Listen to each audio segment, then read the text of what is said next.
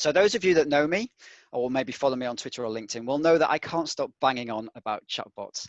And Kim will agree with that as well. But I do believe that for a lot of pharma companies, this is a technology that's a bit of a no-brainer, especially right now when face-to-face activity is so restricted. So why should you consider a chatbot? Well, there's hundreds of articles and surveys and studies that have looked at consumer behavior and the role that chatbots might play in customer experience. And I will share a reference list after the event today of the references that I've used here. And I think it's really important that we do remember that healthcare professionals and patients are consumers like the rest of us. And these days, in our interactions with banks or retailers, travel and utility companies, we all expect, in fact, we demand instant access to our questions and instant responses. Yet the average time it takes a company to respond to a message is 10 hours. So it's no surprise, I think, that consumers say that companies need to transform how they engage with them. And 3/4 of consumers say chatbots will transform their expectations of customer experience over the next 5 years. And that's really driven an explosion of chatbot utilization across other sectors. Last year's CMO survey found that 89% of companies with revenues in the $500 million to $1 billion category, which is the sort of size where the UK affiliates of medium to large size pharma companies would sit, are now using conversational AI for customer service. And whilst there's still very few examples of the use of chatbot technology in healthcare, there are some quite interesting case studies. I'm going to share a couple of those with you today. So this first example is a chatbot that we've developed with Norgine, and it's aimed at patients who are preparing for a colonoscopy. Now, I think Kim's going to talk a little bit more about this, perhaps in more detail later, but what I'll say now is that I love the why behind this project.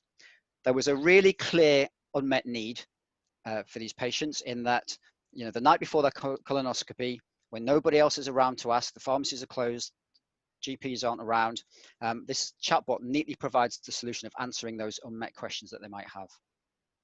This is a chatbot that allows free text input, and it offers support for patients via video and animations and text responses, as well as signposting other relevant materials that would help the patient at that time. And as I said, I think Kim's going to touch on this a little bit later as well. Now, one of the great things I think about chatbots is that you can repurpose the same bot across multiple channels. And this is a really good example of that. Teva developed a chatbot for their brand Braltus, and they actually embedded it into their online advertising, which in this example that you can see on the screen is the respiratory section of MIMS. So when a healthcare professional hovers over the ad or clicks on it, the chatbot appears, and the healthcare professional can then have a conversation with the brand right there in the ad at a time and a place when they're thinking about prescribing. So that's really, if you think about it, that's really powerful time to be communicating with customers. But obviously chatbots can't be programmed to cover every possible question. And sometimes an inquiry is so complex, it does need to be addressed by a human. And for me, that's where I think live chat comes in. Now, again, there's nothing new about live chat. It's been used in other sectors for many years, and it hasn't really been adopted in pharma, which I think is a little strange when you consider how much pharma companies invest into medical information or into customer services teams. So live chat can be a standalone channel, but it can also be integrated with a chatbot. And in this example, you can see how a conversation initiated with a chatbot on the right can then be handed off to a live person whose screen you can see on the left.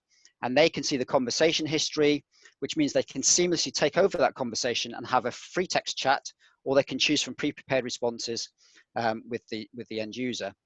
They can also attach videos and other documents that might be relevant to that conversation. Of course, if there's no live chat agent available, either because we're outside of office hours or maybe because they're all busy on calls or handling other inquiries, then the chatbot can revert back to taking users' details and giving them other contact information for them to get further help. So I think from a customer experience perspective, integrating a chatbot with live chat really does give you the best of both worlds. So is there an ROI? Well, we find that chatbots can typically answer up to 80% of users' questions. And that, of course, frees up the time of the people who would otherwise be dealing with those inquiries, whether that's via email or phone. Typically, around a third of all visitors to websites that have a chatbot use the chatbot. So that means even on low traffic websites, you could be looking at over 1,500 conversations a year, which if you look at that on a cost per conversation basis, that's a fraction of the cost of a human handling those inquiries. We also see that 70% of pharma chatbot users rate them as helpful. So that's immediately telling us that they do see this as a good customer service tool. And when you look at the use of chatbots in advertising, we see that drives a huge increase in the interaction rates compared to standard advertising. So again, you're getting more bang for your buck. And finally, I think chatbots give you really, really valuable data, because you get to see all of the questions that customers have about your products, and then you can use those to inform your future communication activities.